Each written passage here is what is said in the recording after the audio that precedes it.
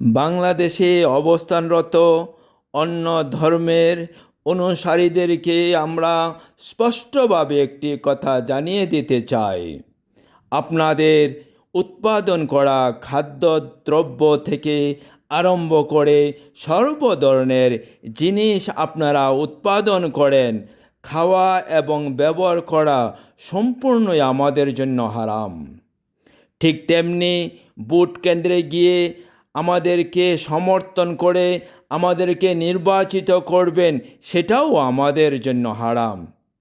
যদি আমরা বিপুল ভোটে হেরে যাই, প্রয়োজনে অন্য কোনো উপায় অবলম্বন করে জয়ী হওয়ার চেষ্টা করব। আপনারা ভাববেন না আপনারা আমাদেরকে সমর্থন করলে আমরা আপনাদের জানমালের এবং ইজ্জতের নিরাপত্তা দিব। প্রয়োজন বোধে আপনাদেরকে এই দেশ থেকে বিতাড়িত করব। এই দেশ মৌলবাদী এবং মৌলবাদী সমর্থকদের জন্য, অন্য কারোর জন্য নয়।